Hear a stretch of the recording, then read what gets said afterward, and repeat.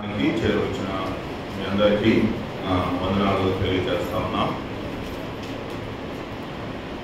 ప్రభు దర్శకులు వాక్యం ఎక్కువసేపు చెప్పమన్నారా తక్కువ సేపు చెప్పమన్నారా నాకు అర్థం కాలేదు, కానీ దేవుని కృప చేత మరి మీరందరూ చక్కగా నిద్రపోకుండా వినే అంత మట్టుకు దేవుని వాక్యాన్ని చెప్తున్నా, ఇబ్బంది ఏమి లేదు. అయితే నా ప్రార్థన ఏంటంటే విన్నా రెండు మాటలైనా దేవుని వాక్యంగా మనం విని ప్రభు యొక్క దీవెనలు పొందాలని ప్రభు పక్షంగా నేను కోరుతున్నాను.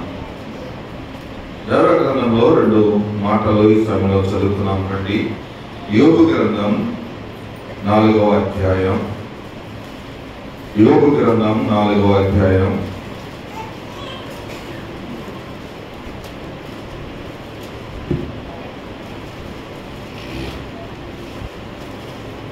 5వ వచనం 6వ వచనాన్ని చదువుతున్నాం. యోబు గ్రంథం 4వ అధ్యాయం 5వ వచనం 6వ వచనం చదువుతున్నాం. అయితే ఇప్పుడు శ్రమ నీకు కలుగగా నీవు దుఃఖాక్రాంతుడవైతివి, అది నీకు తగులగా నీవు కలవరపడుచున్నావు. 6వ వచనం, నీ భక్తి నీకు ధైర్యము పుట్టింపదా? నీ యథార్థ ప్రవర్తన నీ నిరీక్షణకు ఆధారము కాదా? సామెతల గ్రంథం 14వ అధ్యాయం. సామెతల గ్రంథం 14వ అధ్యాయం 26వ వచన భాగాన్ని కూడా చదువుతున్నాం. సామెతల గ్రంథం 14వ అధ్యాయం 26వ వచన భాగాన్ని చూద్దాం. Page number 541.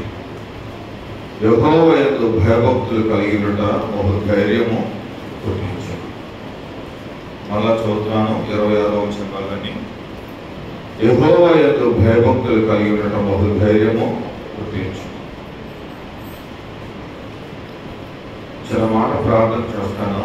పేటని స్తోత్రాలు చెల్లిస్తున్నాం. చదవబడిన లేఖన భాగం అయా మరి మా వినికిడిలో మీరే మాకు అనుగ్రహించమని జ్ఞాపకం చేస్తున్నాం. విశేషంగా నాయన మా మాటలు కాక నీ మాటలుగా మీరు మాకు అనుగ్రహించమని జ్ఞాపకం చేస్తున్నాం. ఈ సమయాన్ని ఆశీర్వాదకరంగా ఉంచండి, దీవెనకరంగా ఉంచమని కోరుతున్నాను ప్రభా. కొద్ది నిమిషాలు ప్రభా మరి నీ వైపు మేము తేలి చూస్తుండగా ఆశీర్వాద ప్రాణాన్ని తృప్తిపరిచి ఈ దినం నీ ఉద్యోగంతో నీ నిరీక్షణతో నీ విశ్వాసంతో మేము ఇక్కడ నుండి వెళ్ళడానికి కృపదయించమని వేడుకుంటున్నాం. నీ వాక్యం ద్వారా కుటుంబంగా సంఘముగా గ్రామముగా ప్రభావైనా బలపరచబడటానికి నేను మీరు మహిమ తీసుకొచ్చే వారిగా ఉండటానికి సహాయం చేయమని నీ దయగలాస్తాలకు అప్పగిస్తూ యేసు వారి శ్రేష్టమైన నామమున ప్రార్థించి వేడుకుంటున్నాం తండ్రి, ఆమేన్. యోబు గ్రంథంలో దాదాపుగా చాలా ప్రశ్నలు మనకు కనబడతాయి. చాలా ప్రశ్నలు 4వ అధ్యాయంలో విశేషమైన ప్రశ్నలు మనం చూస్తాం కదా. 4వ అధ్యాయము 2వ వచన భాగంలో ఒక ప్రశ్న మనకు కనబడుతుంది. దాని తర్వాత 2వ ప్రశ్న 6వ వచన భాగంలో మనకు కనబడుతుంది. 7వ వచన భాగంలో మరొక ప్రశ్న కనబడుతుంది కదా. క్వశ్చన్ మార్క్ ఉంటే ప్రశ్న అని మనం అర్థం చేసుకోవాలి.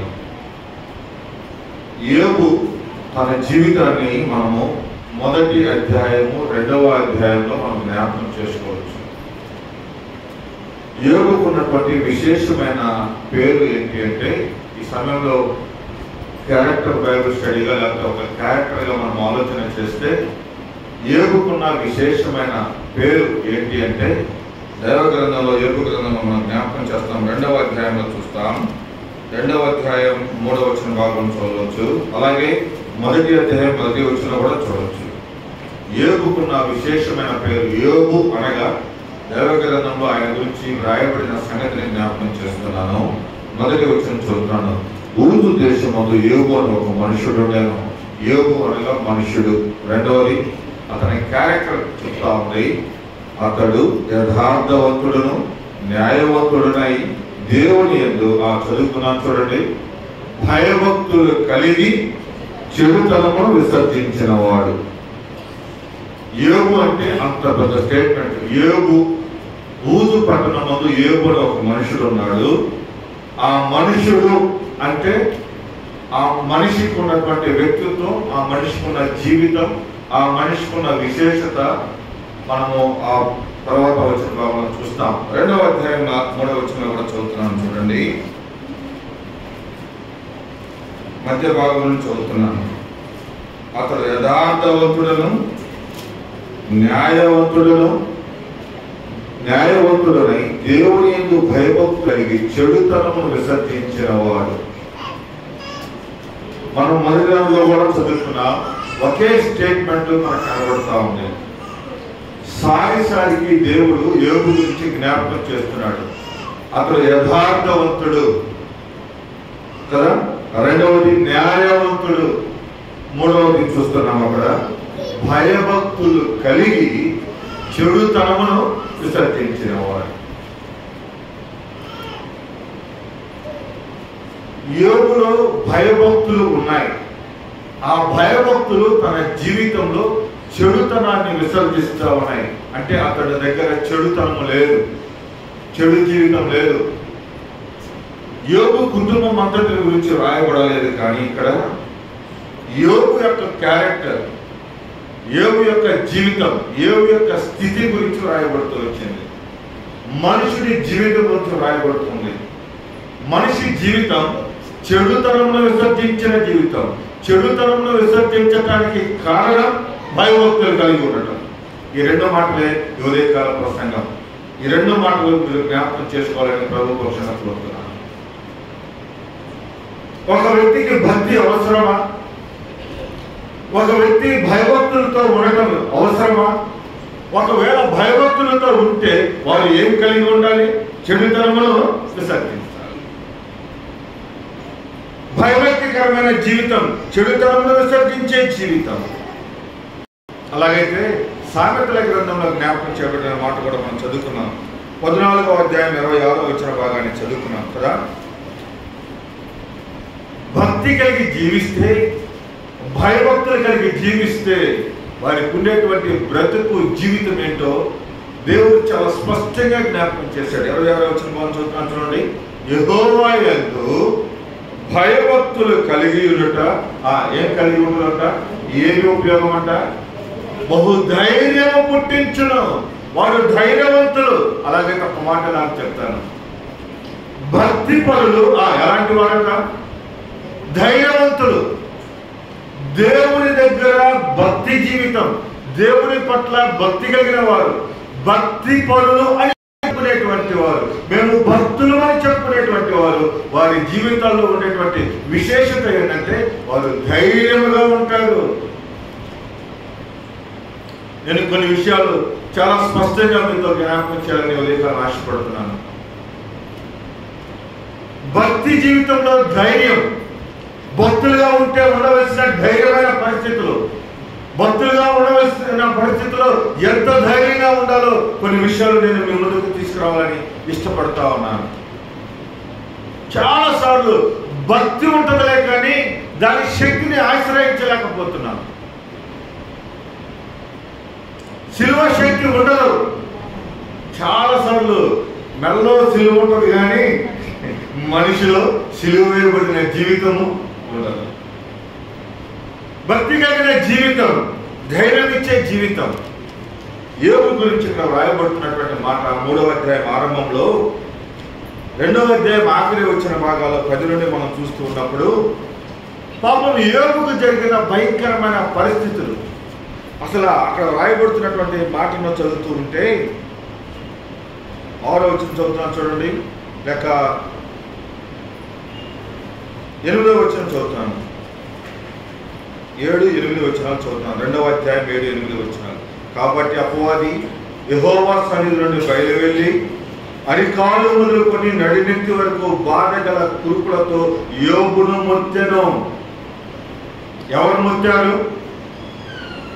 ఎవరి కాలం మీరు స్పష్టంగా వాక్యం వినాలి. ఎవరు మొత్తుతారు? ఎవరు మొత్తుతారు? భక్తులను ఎవరు మొత్తుతారు? భక్తులకు వ్యాల్యూ కలిగి చేసే వాళ్ళు ఎవరు? అపవాది. అపవాది దాని కుయుక్తి. అపవాది ఆ భక్తుల్ని ఏం చేస్తుందంటే బాధించడానికి ఇష్టపడతా ఉంది. కారణం ఏంటి? పై వచనాలు చదివితే 5వ వచనం చదివితే, ఇంకొకసారి నీవు చేయి చాపి అతని ఎముకను అతని దేహంలో మొత్తినట్లా అతను నీ ముఖం ఎదుటనే దూషించి నేను విడిచిపోవునేమో, నేను విడిచిపోవును అని. అపవాది దేవుడి దగ్గర నీ గురించి నా గురించి పోరాటం చేస్తా ఉంది. అతన్ని నేను చెడగొడతాను, అతన్ని బాధిస్తాను, అతన్ని కష్టపెడతాను. అయితే పెట్టి చూడు, బాధించి చూడు, కష్టపెట్టి చూడు, ఏడిపించి చూడు, నొప్పించి చూడు. అయితే ఈ బాధ కలుగ చేసిన తర్వాత యోబుకి కురుపులు వచ్చాయి. యోబు చిల్ల పెంకు తీసుకొని దేహం అంతా గోకుతా ఉన్నాడు. బాధ చిల్ల పెంకుతో అతను గోకుతున్నప్పుడు అతడు ఒక పక్క ఆ బాధను భరించటానికి, ఆ శోధనను భరించటానికి, ఆ నొప్పిని భరించటానికి కదా, ఆ యొక్క విపరీతమైనటువంటి ఆ బాధను భరించడానికి ఎంతగా పళ్ళు కొరుకున్నాడో. అయితే ఆ బాధ అంతా అతను పడుతున్నాడని తనకు స్నేహితులుగా ఉన్న ముగ్గురికి తెలిసింది. ఎవరికి తెలిసింది? ముగ్గురికి. చదువుకుందామనండి. వచ్చిన 11 చదువుతున్నాను. తేమానీయుడైన ఎలీఫజు, షూహీయుడైన బిల్దదు, నయోమీతీయుడైన జోఫరు అను యోబు ముగ్గురు స్నేహితులు అతనికి సంభవించిన ఆపదలన్నిటిని గురించి వినిన వారై అతనితో కలిసి దుఃఖించుటకును అతని ఓదార్చుటకును పోవాలని ఆలోచించుకొని తమ తమ స్థలములను విడిచి వచ్చిరి. స్నేహితులు అంటే అలాగుండాలి, ప్రేమించేవారంటే అలాగుండాలి, స్నేహించేవారు అలాగుండాలి. బాధను పంచుకోవటానికి, దుఃఖించటానికి, ఓదార్చటానికి, వారి స్థలములను విడిచి బాధించే వారి దగ్గరకు వచ్చేవారి లాగా ఉండాలి. ఇప్పుడు ఆ సబ్జెక్ట్ అది కాదులే, కానీ ఆ స్నేహితులు అలా వచ్చారు. ఇప్పుడు ఈ స్నేహితులు 4వ అధ్యాయానికి వచ్చేప్పటికీ 4వ అధ్యాయంలో ఈ తేమానీయుడైనటువంటి ఎలీఫజుడు ఇలాగ మాట్లాడుతూ ఉన్నాడు. ఏమని మాట్లాడుతున్నాడంటే, యోబు, ఓ మై డియర్ ఫ్రెండ్, నా స్నేహితుడా. వచ్చిన 1లో ఆయన మాట్లాడుతున్నాడు. ఏమని అంటున్నాడంటే, ఎవడైనా ఈ సంగతి ఎత్తి నీతో మాట్లాడిన నీకు వ్యసనము కలుగునా, నీకు కలిగిన బాధ, నీకు కలిగిన కష్టం, నీకు కలిగిన దుఃఖం, నీకు కలిగిన నష్టం, ఇవన్నీ ఎవడైనా ఎత్తి నీతో మాట్లాడుతుంటే నీకు వ్యసనం కలుగుతుందామో, కలగదా అంటూ ఆయన అంటున్నాడు. ఇంకొక ప్రశ్న వేస్తున్నాడు. వచ్చిన 3 కూడా చదువుతున్నాడు. చూడండి. అనేకులకు నీవు బుద్ధి నేర్పిన వాడవు. నీ వ్యక్తిత్వం ఏంటి? నువ్వు బుద్ధి నేర్పించేవాడవు. ఇంకా అక్కడ అన్నాడు, బలహీనమైన చేతులను బలపరిచిన వాడవు. నువ్వు బలపరిచేవాడవు, బుద్ధి నేర్పించేవాడు, నీలో అంత శక్తి ఉంది. 4వ వచనం అన్నాడు, నీ మాటలు తొట్టిల్లో వారిని ఆదుకొని ఉండేను. చాలా సార్లు నీ మాటలు వారిని ఆదుకున్నాయి. 4వ వచనం 2వ భాగంలో చదువుతున్నాను. కృంగిపోయిన మోకాళ్ళ గల వారిని నీవు ఏం చేసావట? బలపరిచావు. అబ్బా, what a great testimony you have. ఎంత గొప్ప సాక్ష్యం నీకుందో, ఎంత గొప్ప వ్యక్తిత్వం నీకుందో. నీవు బలపరిచేవాడు. అయితే ఒక్క ప్రశ్న వేస్తున్నాను అంటున్నాడు. తన స్నేహితుడు ఆ బాధలో, ఆ కష్టంలో, ఆ నష్టంలో, ఆ వ్యధలో, అలాంటి కన్నీటిలో ఉన్నటువంటి ఆ యోగుతో మాట్లాడుతున్నాడు. ఆయన మాట్లాడుతున్న మాట ఏంటంటే, వచ్చిన 5 చదువుతున్నాను. ఏమంటున్నాడంటే, అయితే ఇప్పుడు నీకు ఏమొచ్చింది? శ్రమ వచ్చింది. నువ్వు బలపరిచేవాడు, అనేకులు బలపరిచావు, అనేకులు శ్రమలో ఉంటే ఓదార్చావు, అనేకులను నువ్వు ఆదరించావు. అయితే ఇప్పుడు నీకే వచ్చింది శ్రమ. నీకు వస్తే ఆయన అంటున్నటువంటి విశేషమైన మాట జ్ఞాపకం చేస్తున్నాను. నీవు దుఃఖాక్రాంతుడు అయ్యావు. నీకు కలిగిన శ్రమ నీకేం చేసింది? దుఃఖాన్ని తెప్పించింది. ఒకప్పుడు దుఃఖంలో ఉన్న వారిని నువ్వు ఓదార్చావు, ఇప్పుడు ఆ దుఃఖమే నీకు వచ్చింది. కింద మాట చదువుతున్నాను. అది నీకు తగలగా నీవు ఏమయ్యావు? కలువరపడ్డావు. అంటే ఏమైపోతుందో, ఎలాగుందో అని నువ్వు కలవరపడుతున్నావు. అంటే ఈ ఎలీఫజరు అతని గురించి అంతగా ఆలోచన చేస్తా ఉన్నాడు. చేస్తూ ఇప్పుడు అంటున్నాడు అసలు ప్రశ్న, నీ భక్తి నీకు ఏం కాదంట, ధైర్యం పుట్టించదా? ఉన్నారా నీకు ఇలాంటి స్నేహితులు? విశ్వాసి కుటుంబంగా, సంఘంగా మన జీవితంలో ఇలాంటి స్నేహితులు కలిగిన వారిగా మనం ఉంటే ఎంత అదృష్టవంతులమో, ఎంత యోగ్యులమో. ఒకవేళ నీ స్నేహితులు నీ గురించి ఇలా అంటున్నారేమో, బహుశా నీకు జరగాలలే, నువ్వు వినలేదులే అన్నమాట అలా అంటున్నారేమో, వాళ్ళు నీకు స్నేహితులు కాదు. ఈ స్నేహితుడు అంటున్నాడు, ఈ స్నేహితుడు తన దగ్గరకు వచ్చి మాట్లాడుతున్నాడు, ఇతడు జ్ఞాపకం చేస్తున్నాడు, ఇతడు అతని ధైర్యపరుస్తున్నాడు. ఏమనంటే, నీవు ఎలాంటి వ్యక్తివి, నీ స్టామినా ఏంటి, నువ్వు ఎంత యథార్థవంతుడివి, ఎంత శక్తివంతుడివి, ఎంతమందిని బలపరిచిన వాడు. అయితే నీకు పేరు భయభక్తులు కలిగిన వాడని దేవుడే నీ గురించి చెప్తూ వచ్చాడే. ఊరు పట్టణంలో ఇలాంటి వ్యక్తి లేనే లేడు. అయితే అట్టి నీవు నీ భక్తిని బట్టి నీకు ధైర్యము లేదా? నేను కూడా ఇదే ప్రశ్నతో మన సంఘంలో నా కుటుంబాలను, మన సంఘాన్ని జ్ఞాపకం చేస్తున్నాను. చాలాసార్లు నువ్వు భక్తి పరురాలుగా, చాలా పర్యాలు భక్తి పరుడిగా, చాలా పర్యాలు భక్తి పరుడ కుటుంబాలుగా మనం ఉంటే, నేను అంటున్నాను, నీ భక్తి నీకు ధైర్యం ఇచ్చేదిగా ఉందా? చిన్న చిన్న విషయాలకే హడలిపోతున్నావు, చిన్న చిన్న విషయాలకే బాధపడిపోతున్నావు, చిన్న చిన్న విషయాలకే దుఃఖాక్రాంతమైపోతున్నావు, చిన్న చిన్న విషయాలకే ఏదో మణిగిపోయిందన్నట్టు ఆపదను నీ మీద వేసుకుంటున్నావు.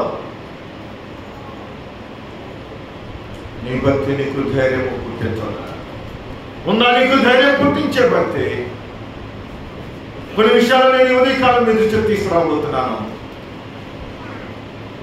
ఈ విషయాలలో నీవు నేను నిజమైన భక్తి కలిగినటువంటి జీవితం కలిగిన వారమైతే మన ధైర్యము మన ప్రభువును చూసేదిగా కనపడుతుంది అనే మాటతో నేను కంక్లూడ్ చేయాలనుకుంటున్నాను. మన భక్తి ఎలాగుంటుంది, మన భక్తి జీవితం ఎలాగ కనబడుతుంది, మన భక్తి జీవితం నీకు నాకు ఎలాగుంటుంది? ధైర్యం పుట్టించని నీ భక్తి జీవితం నీకే, నీ భక్తి నీకు ధైర్యం లేకపోతే నీ భక్తే కాదని దైవగ్రంథం స్పష్టంగా జ్ఞాపకం చేస్తాను. అలాగైతే స్త్రీల దగ్గర నుంచి మొదలు పెడతాం రండి. స్త్రీలు బలహీనమైన, చెప్పండి, ఎక్కువ మంది ఉన్నారు ఇక్కడ. స్త్రీలు బలహీనమైన ఘట్టం. ఎవరు చెప్పారు ఈ మాట? మేమంటే మీరు ఒప్పుకోరు. ఎవరు చెప్పారు? దేవుడే చెప్పారు. అయితే స్త్రీలలో ఉన్న కొన్ని బలహీనతలు ఉన్నాయి. భక్తి పరులైన స్త్రీలే, కానీ వారి భక్తి జీవితం వారికి ఎలాంటి ధైర్యాన్ని పుట్టిస్తుందో దైవ గ్రంథంలో చదువుతున్నాం రండి. లూకాసు వార్త 1వ అధ్యాయం, లూకాసు వార్త 1వ అధ్యాయం 18లో వచ్చిన భాగాన్ని నేను జ్ఞాపకం చేస్తాను. లూకా రాసిన సువార్త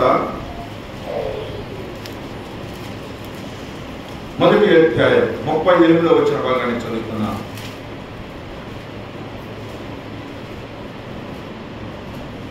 అందుకు మరియా, ఇదిగో ప్రభువు దాసురాలను, నీ మాట చొప్పున నాకు జరుగులుగాక అని అంతటా దూత ఆమె యొద్ద నుండి వెళ్ళాను. ఈ మాటను అర్థం చేసుకోవాలి అంటే వచ్చిన 36 నుండి కూడా చదువుకోవాలి. లూకాసు వార్త 1వ అధ్యాయం 36 వచ్చిన భాగాల నుండి చదువుకోవాలి. మరియా నీ బంధువురాలు ఎలిజబెత్ కూడా తన వృద్ధాప్యమందు ఒక కుమారుని గర్భము ధరించి ఉన్నది. ఆమెకు ఒక పేరుంది. ఏం పేరంటే అక్కడ రాయబడింది గొడ్రాలు. అక్కడ రాయబడిన సంగతి జ్ఞాపకం చేస్తున్నాను. గొడ్రాలు అనబడిన ఆమెకు ఏం జరుగుతుందంట? ఇది 6వ మాసము. ఆమె భక్తి పరురాలే. ఆమె దేవుని యందు నమ్మిక ఉంచిన ఆమె. అయితే తన భక్తి జీవితం ప్రభు మాట్లాడే వరకు ఇలాగ అర్థం చేసుకున్నాం. సోదరులారా, పెద్దలారా, తల్లులారా, మన భక్తి జీవితం మన ప్రభు మనతో మాట్లాడేంత మటుకు కూడా సనగిలిపోకూడదు. ఈ స్త్రీకి లోకంలో భయంకరమైన పేరుంది, గొడ్రాలు. ఆనాటి కాలంలో గొడ్రాలు అంటే ఆమె ముఖము చూడరు, ఆమె ఎదురు పడితే ఒప్పుకోరు, చిన్న చూపు చూస్తారు, రకరకాలైన పరిస్థితులు కనబడతా ఉన్నాయి.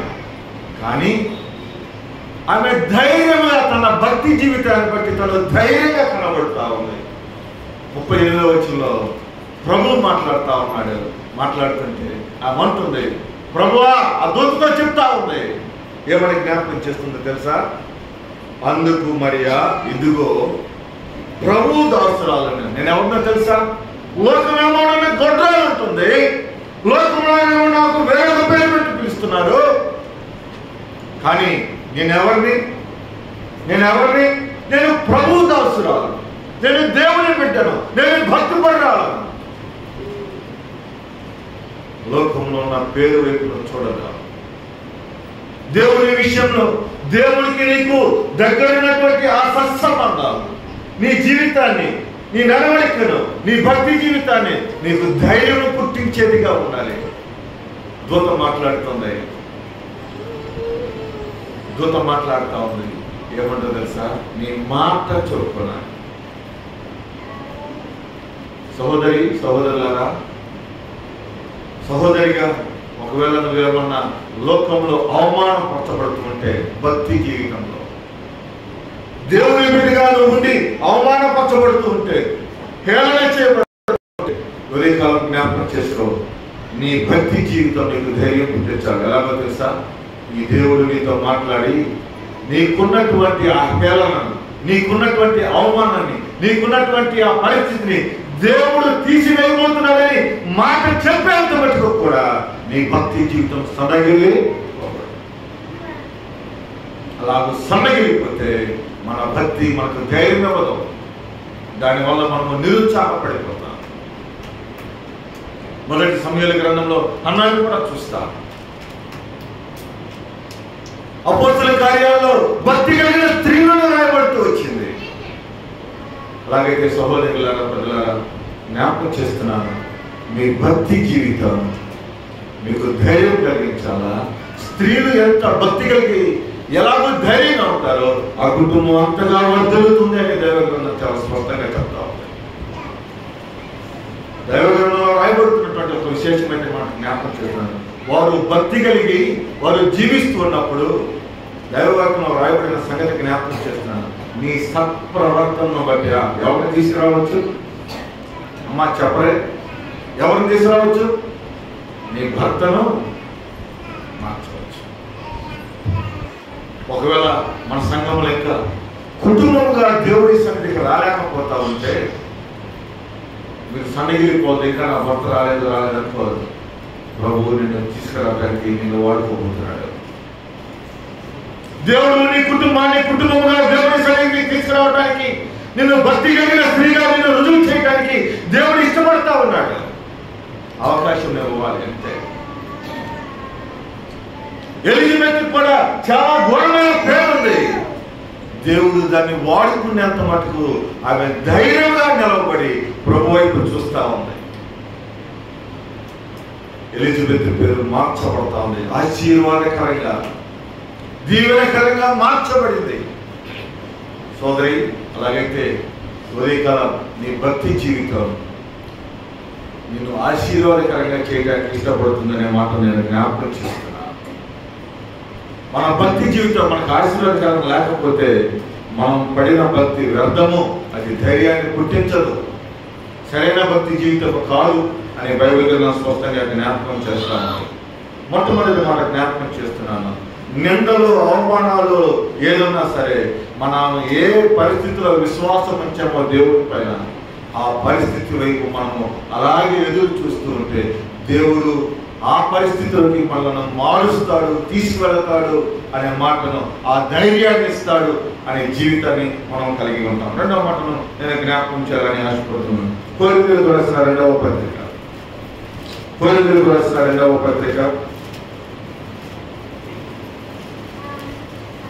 12వ అధ్యాయం 10వ వచన భాగాన్ని చదువుకున్నాం.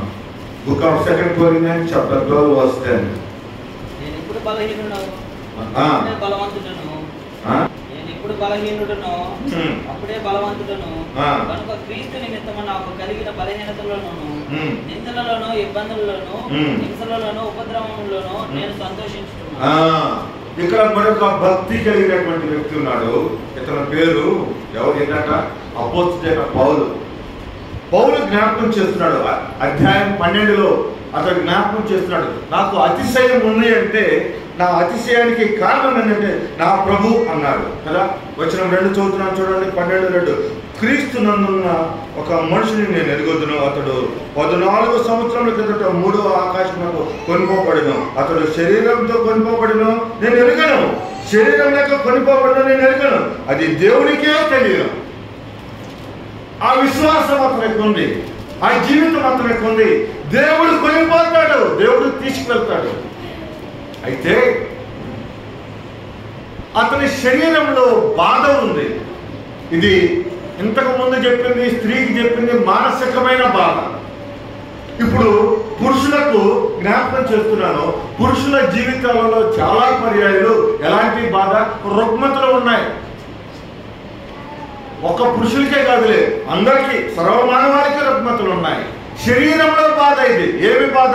నాకు ఒక ముళ్ళు ఉంది అన్నాడు. కడుపు నొప్పితో, విపరీతమైన కడుపు నొప్పితో బాధపడేవాడు అపోస్తలుడైన పౌలు. ఆ బాధ తనకి చాలాసార్లు వెకసం కలిగింది. ఆ బాధ చాలాసార్లు బాధించింది, కన్నీరు తెప్పించింది, కష్టం తెప్పించింది. నేను ఇంత భక్తిపరుడిని కదా, నాకు ఈ బాధ ఏంది అనుకున్నాడు. అనుకుంటూ అతడు చెప్తున్నటువంటి విశేషమైన సంగతి 12వ అధ్యాయం 10వ వచనంలో చూస్తున్నాను. నేను ఎప్పుడు బలహీనుడై ఉన్నాను, నేను ఎప్పుడు సిక్కవుతా ఉన్నాను, నేను ఎప్పుడు రోగంతో బాధించబడుతూ ఉన్నాను, ఎప్పుడు బలహీనమైన పరిస్థితులకు వెళ్ళిపోతున్నాను, ఎప్పుడు కన్నీటిలోకి వెళ్ళిపోతున్నాను, ఎప్పుడు బాధలోకి వెళ్ళిపోతున్నాను, ఎప్పుడు రుగ్మత నా జీవితంలో పెరుగుతూ ఉందో అప్పుడు నా పరిస్థితి, అప్పుడు నా జీవితం ఏందో తెలుసా? అప్పుడు నేను బలవంతుడను గనుక అన్నాడు. బలహీనతలో బలవంతుడు అవుతున్నాడు. ఏంటి ఆయన బలహీనత? ఏంటి ఆయన బలం? క్రీస్తు నిమిత్తము నాకు కలిగిన బలహీనతలో ఏమైందంట? నిందలలోను, ఇబ్బందుల్లోను, హింసల్లోను, ఉపద్రవంలోను నేను ఏం చేస్తున్నాడంట? సంతోషించుచున్నాను అన్నాడు. ఒక మాట లాగా చెప్తాను చూడండి. భక్తి జీవితం బాధ కలిగినప్పుడు సంతోషం ఉంటుందట. భక్తి జీవితం ఆ మనిషి జీవితంలో బాధ, ఉపద్రవం, కన్నీరు, కష్టం, హింస కదా, నిందలు, బలహీనత ఇవన్నీ ఆయన కలుగుతూ ఉంటే అతనికి సంతోషం కలుగుతున్నాడు. అందుకే దైవ గ్రంథాలు మనం చదువుకుంటాం. Rejoice in the lord always and again I say rejoice అన్నాడు. నేను సంతోషిస్తున్నాను, మరలా చెప్పుతున్నాను, నేను సంతోషించుతున్నాను అన్నాడు. కారణం ఏంటంటే అపోస్తలుడైన పౌలు స్టేట్మెంట్లో శారీరకంగా నేను కృషించుతున్నాను, అంతరంగ పురుషుడు ఏమవుతున్నాడంట? దినదినము వర్ధిల్లుతా ఉన్నాడంట. అదే భక్తి జీవితంలో ఉన్నటువంటి విశేషమైన గుణలక్షణం ఏంటంటే అంతరంగంలో సంతోషం ఉంటుంది. అంతరంగంలో ఉన్న పురుషుడు, అంతరంగంలో ఉన్నటువంటి వ్యక్తి, అంతరంగంలో ఉన్న మన జీవితం, అంతరంగంలో ఉన్నటువంటి మన ప్రభువు మనలను బాధ నీకు బయటికి కనపడుతుంది. అంతరంగంలో నేను అన్నాను, నీ అంతరంగం లోపలికి రాదని, నువ్వు బాధపడేదాకా రాదని. అసలు దేవుడు అన్నాడు, నీకు ఓర్చుకోగలిగినంత బాధే నేను పడతా. ఎంత బాగా ఓర్చుకోగలిగినంత బాధే పడతాను, అంతకు మించి నేను పెట్టను కదా. అది నువ్వు ఎరుగుదురా? ఒకవేళ ఆ బాధకు నేను అనుమతించి ఉండొచ్చు, అది నేను పెట్టకపోవచ్చు, సాతానుడు అనుమతించి ఉండొచ్చు, కానీ యోగు చచ్చిపోయాడా? నో. కాబట్టి అంతరంగంలో ఉన్న పురుషుడు దినదినము అభివృద్ధి చెందుతూ ఉంటే ఏమొస్తుందంట? సంతోషం కలుగుతుందంట. అలాగే ఒక మాటలాగా చెప్పడం అంటే ప్రభువులో మనం ఉంటే, నేను ప్రభువునందు ఆనందించుతున్నాను, మరలా చెప్పుతున్నాను, నేను ఆనందించుతున్నాను. రిజాయిస్ రిజాయిస్ రిజాయిస్ అని జ్ఞాపకం చేసిన మాట ఏంటంటే ప్రభువులో ఉంటే ఆనందం. రోగం శరీరానికి కానీ మనసుకు కాదు. ఈ శరీరం ఒకనొక దినమున కుళ్ళిపోయి కృషించిపోయి మట్టిలో కలిసిపోతుంది. నేను దినాన్ని ఒక బర్రెల కార్యక్రమం ఆదరణ కూడికి వెళ్తే ఆ దాసుడు అక్కడ ప్రకటిస్తూ ఉంటానంటారు. మట్టి నుంచి తీసిన మనుషుడిని ఆ మనిషికి తయారు చేయడానికి ఆ గుంటకు దేవుడు మట్టి తీస్తే మళ్ళా గుంట ఎవరు పొడ్చాలంట, మనమే పొడ్చాలి. మట్టికి మండైపోయి మనమే గుంట సదం చేయాలంట. ఎవరి గుంట వాళ్ళే సదం చేయాలి. చాలా విచిత్రం అనిపించింది నాకు. అలాగే ఒక మాట జ్ఞాపకం చేస్తాను, అది మట్టికే మనసుకి కాదు. కాబట్టి ఒక మాట జ్ఞాపకం చేస్తున్నాను, మన భక్తి జీవితం ఏమైనా ధైర్యం పుట్టించేదిగా మనం బ్రతకకపోతే మన విశ్వాస జీవితంలో ముందుకు కొనసాగం. నిజంగా చెప్తున్నాను, చాలా పర్యాయాలు చాలా మంది నేను ఎంత నిక్కచ్చిగా, ఎంత చక్కగా, ఎంత గొప్పగా, లేకపోతే ఎన్ని విధాలుగా నేను ప్రభు సన్నిధిలో ఉంటే నాకే ఈ బాధ, నాకే ఈ కష్టం, నాకే ఈ గద, నాకే ఈ కన్నీరు, నాకే ఈ అంగలార్పు అని అనుకుంటా ఉంటే దేవుని వాక్యం సరిస్తూ ఉంది. అది నీకు అంగలార్పు కాదు. దేవుడు అంటున్నాడు, ప్రకటన గ్రంథంలో జ్ఞాపకం చేస్తున్నాడు, అక్కడ చిమ్మట కొట్టైనా ఉండదు, అక్కడ పండ్లు కొడుకుట లేదు, అక్కడ కన్నీటి ప్రతి బాష్పంలో నేను తుడిచివేస్తా ఉన్నాను. తుడిచివేసే దేవుడు ధైర్యాన్ని పుట్టిస్తున్నాడు. ఆ ధైర్యం మనం కలిగి ఉండాలి అనే మాటను నేను జ్ఞాపకం చేస్తున్నాను. పిల్లలు మరొక మాటను నేను జ్ఞాపకం చేస్తాం. మొట్టమొదటి మాట జ్ఞాపకం చేశాను, నిందలో అవమానాలలో భక్తి కలిగిన వారు ధైర్యంగా ఉంటారు. వాటి వైపు ఎదురు చూడాల్సిన అవసరం లేదు. నింద తొలగించేది దేవుడు అనే మాటను జ్ఞాపకం చేస్తున్నాను. ఎలిజబెత్ విషయంలో జరిగిన సంగతిని జ్ఞాపకం చేశాను. రెండవ మాట, శరీరకంగా బలహీనంగా ఉన్నా నీవు భక్తిపరుడిగా భక్తి జీవితంలో ఉంటే అది నీకు సంతోషకరంగానే ఉంటుంది. కారణం ఏంటంటే నేను వెడలిపోవచ్చున్నాను. తిమోతికి రాసిన 2వ పత్రిక 3వ అధ్యాయంలో మనం జ్ఞాపకం చేసుకున్న ఆఖరి వచ్చిన భాగాల్లో అక్కడ ఆయన రాశాడు, మంచి పోరాటము పోరాడితిని, విశ్వాసం కాపాడుకుని, నా కోసం ఏముందట, నీతి కిరీటం ఉంది. మంచి పోరాటం పోరాడుతున్నాను. శరీరంలో బాధ, శరీరంలో కష్టం ఉంటే అది మంచి పోరాటం అంట. జ్ఞాపకం చేసుకోండి. విశ్వాసాన్ని కాపాడుకున్నాను, మంచి పోరాటము పోరాడాను, విశ్వాసాన్ని కాపాడుకున్నాను. నా పరుగు కనబుట్టించాడు. ఆఖరి వరకు కూడా నా పరుగు, నా విశ్వాస జీవితం, నా యాత్రా జీవితం, నా నడుపుదల, నా దేవుడు నాకు ఇచ్చిన ప్రతి విషయంలో, నా ట్రెజర్, నా టాలెంట్, నాకున్న యోగ్యతలు ప్రతిదీ కూడా నేను ప్రభు దగ్గర ఉంచడానికి ఇష్టపడలేను అన్నాడు. నా కోసం నీతి కిరీటం ఉంచబడింది అని జ్ఞాపకం చేశాడు. 3వ మాటను నేను చెప్పి ముగించడానికి ప్రయత్నం చేస్తాను. రండి. 3వది యోబు గ్రంథం 1వ అధ్యాయం 21వ వచనం. భక్తి ఏం చేస్తుంది? యోబు జీవితంలో నుంచి ఒక మాటను చదవాలని ఆశపడుతున్నాను. 1వ అధ్యాయం 21వ వచన భాగం దయచేసి అందరూ తీయవలసిందిగా ప్రభు పక్షాన కోరుతా ఉన్నాను. ఉదయకాలం దేవుని వాక్యము స్పష్టంగా వినడానికి ఇష్టపడుతున్న పిల్లారా, వాక్యంగా వినాలని నేను మనవి చేస్తున్నాను. నేను నా తల్లి గర్భంలో నుండి దిగంబరనై వచ్చికని, దిగంబరనై అక్కడికి తిరిగి వెళ్ళేదను. యెహోవా ఇచ్చను, యెహోవా తీసుకొని పోయాను. యెహోవా నామమునకు స్తుతి కలుగును గాక. ఈ సంగతిలో ఏ విషయమును యోబు ఏ పాపము చేయలేదు, దేవుడు అన్యాయం చేశానని చెప్పలేదు. యోబు కుటుంబంలో బిడ్డలు చనిపోయారు. నలుదిక్కుల నుండి వచ్చిన గాలి వారికి ఆస్తి, వారి పంట, వారికి కలిగిన వాటి అన్నిటినీ తీసుకెళ్ళిపోయింది, నాశనం చేసింది. కుటుంబంలో బిడ్డలు చనిపోయారు, కుటుంబంలో ఆస్తి పోయింది, కుటుంబంలో ఉన్నటువంటి పశువులు, తనకున్నటువంటి అన్నీ చనిపోయాయి, అన్నీ పోయాయి. ఎన్ని పోయినా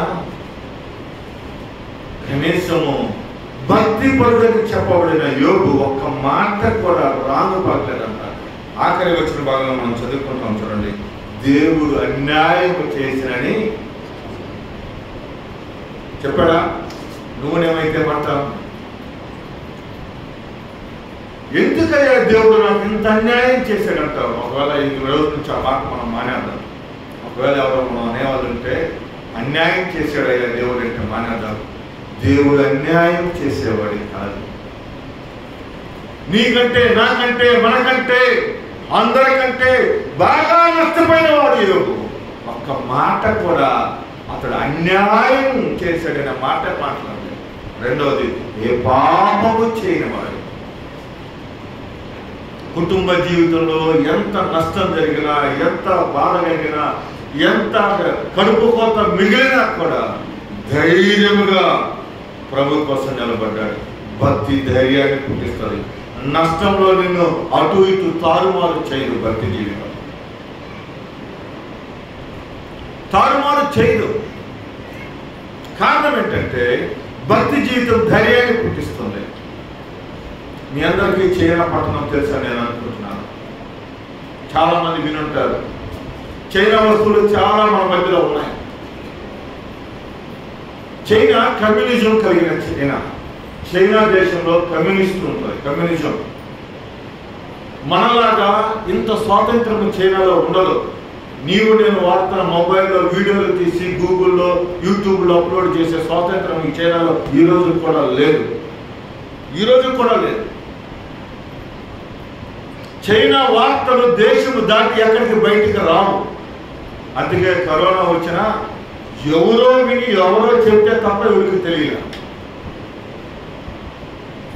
చాలా కరుడు కట్టినటువంటి చైనా.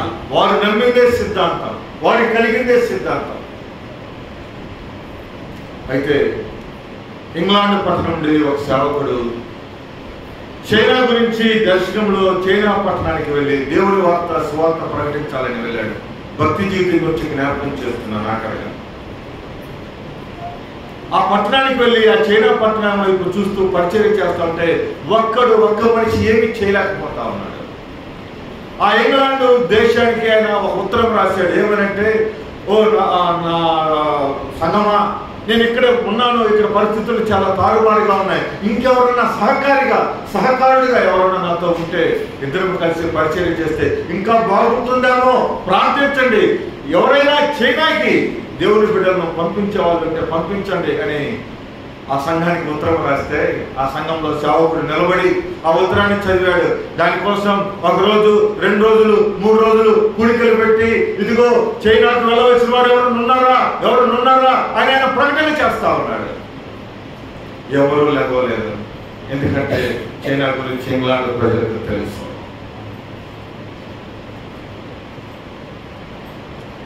ఈ సమయంలో జ్ఞాపకం చేస్తాను, చక్కగా వివరణ జ్ఞాపకం చేస్తున్నాను. 2-3 నిమిషాలను నేను ముగిస్తాను. ఒక స్త్రీ లేచింది సంఘంలో. ఆ స్త్రీ లేచింది, ఆమె లేచేస్తుంది. అందరూ వైపు చూస్తా ఉన్నారు. ఏమి లేచిందేంటి?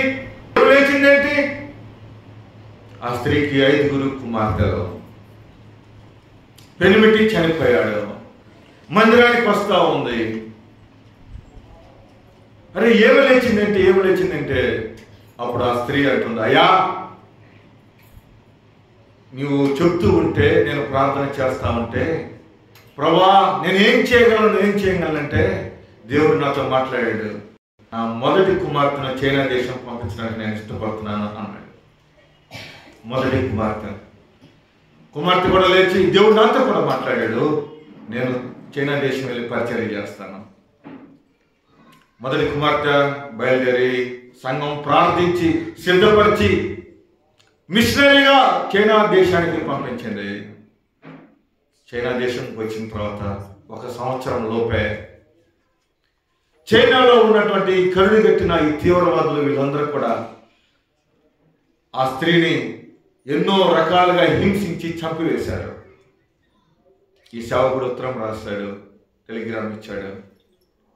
అయ్యా ఇంత ఘోరమైన పరిస్థితి ఉంది అంటే, అలాగైతే అక్కడ చంపివేయబడిన ఆ స్త్రీని, ఆ సేవకురాల్ని మన ఇంగ్లాండ్ పట్టణానికి తీసుకురండి అన్నాడు. తీసుకెళ్ళారు. బరియల్ కార్యక్రమం జరుగుతూ ఉంది. కూర్చొని సేవకుడు మాట్లాడుతున్నాడు. నిజంగా ఆ తల్లి అమ్మా నీ కడుపు కోత ఎవరో తీర్చలేంది, నీ బాధ ఎవరో తీర్చలేంది, నీకు ఎవరు న్యాయం చేయలేరు, దేవుడే నీకు న్యాయం చేయాలని ఆయన గొప్పగా అందరూ గురించి పొగుడుతూ ఉన్నారు. కారణం తన కూతుర్ని పంపించిందని. ఆ టిఫిన్ బాక్స్ తీసుకెళ్లే సమయంలో ఆమె లేచి ధైర్యంగా నిలబడింది. అందరూ అన్నారు, అబ్బా ఏంటి ఏమో లేచి ధైర్యంగా నిలబడింది అంటే, అయ్యా మొదటి పాపను పంపించాను, తిరిగి వచ్చింది. ఈ పాపను ఇప్పుడు మీరు భూస్థాపితం చేస్తారు. దేవుడు నాతో ఇప్పుడే మాట్లాడాడు, నా రెండవ పాపను కూడా పంపిస్తాను. అమ్మా వద్దమ్మా, లేదయ్యా రెండవ పాపను పంపించింది. అలాగూ 4 పాపలను పంపించింది, అలాగూ 5 పాపలను పంపించింది. 5 పాపలు అలాగే చిత్రహింసలు చేసి 5 పాపలను చంపివేశారు. అలాగే భూస్థాపన జరుగుతూ ఉంది. 5వ పాప భూస్థాపన కార్యక్రమం జరుగుతుండగా ఆ చైనా పట్టణంలో అందరూ చూస్తూ ఉండగా ఆమె పెద్దదైపోయింది. దరిదాపుగా 70 సంవత్సరముల వయసు కలిగినటువంటి ఆ స్త్రీ, ఆ పెద్ద స్త్రీ ఆయన ప్రకటన చేస్తున్నారు, నిజంగా ఈ తల్లి చేసిన సేవ మరువలేంది, ఈ తల్లి చేసిన సేవ మరువలేంది. ఎవరూ లేవట్లేదు. మరలా 5వ పాపను పెట్టి లిఫ్ట్ చేసి తీసుకెళ్లేటప్పుడు యథాతనంగా లేచి నిలబడింది. అయ్యా అమ్మా ఇంకేమున్నాయి నీ దగ్గర, ఇంకెవరున్నారు? అయ్యా నాకు ఇంకా పిల్లలు లేరు పంపించడానికి, పెంచుకున్నవారు లేరు పంపించడానికి, అయితే నేనే వెళ్తానయ్యా. ఆ స్త్రీ అందరూ నోరులో వేలేసుకున్నారు, అందరూ ఆ వైపు చూస్తా ఉన్నారు. అమ్మా నీది వృద్ధాప్యం, ఇంకా నీకు పిల్లలు లేరు, కనీసం నిన్ను తీసుకొచ్చేవారు లేరు, నిన్ను చూసేవారు లేరు, అసలు ఇప్పటికే నువ్వు చేసిన త్యాగం చాలా గొప్పదే. భక్తి కలిగిన స్త్రీ ధైర్యంగా నిలబడి మాట్లాడుతూ ఉంది. ఏమంటుందో తెలుసా? నేను వెళ్తాను ఉంది. అందరూ బ్రతిమలాడారు, అయినా కూడా తిరిగి ఆమె చైనా పట్టణానికి వెళ్ళింది. తన కూతుర్లు ఇంతకుముందు ఎక్కడైతే ఉన్నారో అదే ప్రాంతానికి వెళ్ళింది, అదే రూమ్కి వెళ్ళింది, అదే ఇంటికి వెళ్ళింది. అక్కడ ఉన్న వారు అంటున్నారు, అరే మళ్ళీ ఇంకొక ఆమె వచ్చిందిరా, మళ్ళీ ఇంకో స్త్రీ వచ్చిందిరా. ఎంతమందిని చంపివేసినా, ఇంతమందిని పాడు చేసినా, ఇంతమందిని నరికి వేసినా, ఇంతమందిని మనం ఎంత హింసించినా వీరికి సిగ్గు లేదు, మరలా ఏమొచ్చిందిరా అని వారందరూ కత్తులు కటార్లు తీసుకొని చంపటానికి ఆమె రూమ్కి వెళ్ళారు. ఆ మంది, అయ్యా మీకు కావాల్సింది నా ప్రాణమే కదా, మీకు కావాల్సింది నా ప్రాణమే కదా, నా మీద పంటమే కదా. ఒక మాట చెప్తాను, నా దగ్గర బిడ్డలు లేరయ్యా పంపించడానికి. నేను కన్నా 5 కూతుర్లు పంపించాను, ముందు వచ్చిన పిల్లలందరూ నా బిడ్డలేనయ్యా, ఆ 5 నా పిల్లలే, ఇంక నా దగ్గర బిడ్డలు లేరయ్యా, నేను ఒక్కదానే ఉన్నాను. మీరు నన్ను చంపేస్తే ఎవరు వస్తారో నాకు తెలియదు, కానీ ఒక్క మాట చెప్తాను వినండి అయ్యా అనగానే వారి చేతిలో ఉన్నటువంటి మరణాయుధాలని కింద పడేసి, వారి చేతిలో ఉన్నటువంటి కింద పడేసి, అమ్మా ఏం చెప్తావమ్మా, అసలు ఎందుకు నువ్వు ఎంత త్యాగం చేశావు 5 బిడ్డలను, ఎందుకు ఎంతగానో మా కోసం, నీది దేశం కానీ దేశం, భాష కానీ భాష, పట్టణం కానీ పట్టణం, నువ్వు ఎందుకు మా కోసం ఇంతగా ప్రయాసపడుతున్నావు అంటే అప్పుడు చెప్పింది, అయ్యా ఇంగ్లాండ్ పట్టణంలో నా కోసం ప్రార్థించి, నా కోసం ప్రేమించి, నాకు కోసం చేసిన త్యాగం చాలా మంది ఉన్నారు, అందువల్ల నేను దేవుడి చేత ఆశీర్వదించబడ్డాను. నాకు తండ్రి ఉన్నాడు, నేను నా తండ్రిని చూడగలను. ఒకవేళ ఇప్పుడు నువ్వు చనిపోతే నువ్వు నరకంలో ఉంటావా, నేను నిన్ను అక్కడ చూడలేను. ఆ తల్లి అంటుంది, దేవుని మాటలు వినకుండా, దేవుణ్ణి నమ్మకోకుండా నువ్వు ఇప్పుడు నన్ను చంపేస్తావు, కానీ రేపు నరకంలో ఉంటావు నువ్వు, నేను నా తండ్రి దగ్గర ఉంటా, నేను నిన్ను చూడలేనయ్యా అంటే వాళ్ళందరూ అన్నాడు. తండ్రి ఏంటి నరకం ఏంటంటే ఆమె విపులంగా ఆమె చెప్పవలసిన సువార్త ధైర్యంగా చెప్పేది. ఆ ఒక్క రాత్రి 12 మంది మార్చబడ్డారు. ప్రపంచ దేశాల్లో జనాభాలో అత్యధికమైన జనాభా కలిగిన పట్టణం చైనా పట్టణానికి సువార్తను తీసుకెళ్ళడానికి ఇంగ్లాండ్ దేశం నుండి ఒక స్త్రీ తన భక్తి జీవితాన్ని ధైర్యంతో వెళ్ళి నిలబడి చైనాను గెలుచుకోగలిగింది. ఈ రోజు కూడా ఎన్నో దేవాలయాలు, ఎన్నో ఎన్నో ఎన్నో ఎన్నో ఎన్నో చైనా వాళ్ళు మనకంటే చాలా గట్టి స్ట్రాంగ్ బిలీవ్, బాగా నమ్ముతారు. విశ్వాస జీవితం చాలా ఎక్కువగా ఉండేది. కారణం ఏంటో తెలుసా? వారిలో పాతుకుపోయిన భక్తి జీవితం, భక్తి కలిగిన వ్యక్తులను చూసిన ఆ జీవితం వారి జీవితాల్లో చాలా వృద్ధి చేసింది. నేను అంటాను, నీ భక్తి జీవితం ఎవరైనా మార్చింది? నీ భక్తి జీవితం ఎవరికి ధైర్యాన్ని పుట్టించింది? నీ భక్తి జీవితం నీ కుటుంబానికి ధైర్యంగా ఉందా? నీ భక్తి జీవితం నీకు ధైర్యంగా కనబడుతుందా? నీ భక్తి జీవితం నీ సంఘానికి ధైర్యంగా ఉందా? నీ భక్తి జీవితం నీ గ్రామానికి ధైర్యంగా ఉందా? నీ భక్తి జీవితం ఒక అవిశ్వాసికి ధైర్యంగా కనబడుతుందా? 5 బిడ్డలు, పెళ్లి కాని బిడ్డలు, యవ్వన బిడ్డలు, తన భక్తి జీవితం తండ్రి కూడా సమర్పణ చేయబడటానికి ఇష్టపడింది. చైనా దేశంలో ఈరోజు అంత చక్కగా ఎంతో మంది ప్రజలు దేవుడు నమ్ముకున్నారు. మరి నీ భక్తి జీవితం నీకు ధైర్యాన్ని పుట్టిస్తుందా? తల వచ్చి ప్రార్థన చేస్తాను. Let us pray. ఒక్క నిమిషమే ఎవరికి కలదు ఉన్న పాటనే తల వచ్చండి. మా తల్లి, ఇప్పటివరకు నీ భక్తి జీవితం నీకు ఎలా ఉందో తెలియదు. నీ భక్తి జీవితం ధైర్యాన్ని నీకు ఇస్తుందా? బాధల్లో నెమ్మదిస్తుందా? సంతోషాన్ని ఇస్తుందా? సహోదరుడా, ఏముంది? ఏమి తీసుకెళ్తాను? మనకు ధైర్యం లేదు, ధనము లేదు, ఏం తీసుకెళ్తాను? ఏ ధైర్యం వ్యక్తం సాగిస్తా ఉంది? అవిశ్వాసులు, బెంకము కలిగిన వాళ్ళు, ధైర్యం లేని వాళ్ళు పరలోక రాజ్యానికి వారసులు కానేరనంటారు.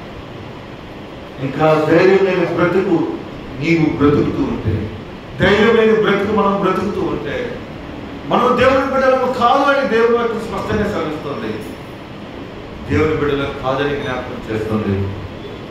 ఒకవేళ నువ్వు దేవుని బిడ్డ అయితే దేవుని కోసం, నీ కోసం ఏ ధైర్యం నువ్వు కలిగి ఉన్నావు? ప్రభు పని కోసం ధైర్యం ఉందా?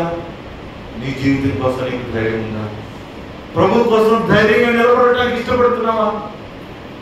చిన్న విషయాల్లోనే కృషించిపోతుంటే ప్రభు దగ్గర ఒక మాట్లాడదు, ప్రభువా మనుషుల మీద ఆధారపడద్దు, రాజులను మనుషులను నమ్ముకుంటే కంటే యెహోవాను ఆశ్రయించడం మేలని వాక్యం చదివిస్తున్నప్పుడు క్షమించు ప్రభువా, నేను అధైర్యవంతుడను, నాకు ధైర్యం ఇవ్వు, ధైర్యాన్ని కలిగించే ఒక మాట చెప్పు ప్రభు దగ్గర. పరిశుద్ధుడైన తండ్రి నీకు స్తోత్రాలు అయ్యా. సమయంలో యోగు లాంటి భక్తి పనులు మేము కాదు అయ్యా. దైవ గ్రంథంలో భక్తి కలిగిన స్త్రీలు, భక్తి కలిగిన వారు అని అపోస్తల కార్యాలలో చెప్పబడిన వాళ్ళు ఎంతో మంది ఉన్నారులే, కానీ వారిలో మేము సరితూగినటువంటి వారు. మా భక్తి ముక్తికి చేరలేని భక్తి చాలా పర్యాయం. మా భక్తి జీవితం మాకు ధైర్యాన్ని ఇవ్వలేకపోతాం చాలా పర్యాయం. మేమే ధైర్యంగా నిలబడలేకపోతున్నాం.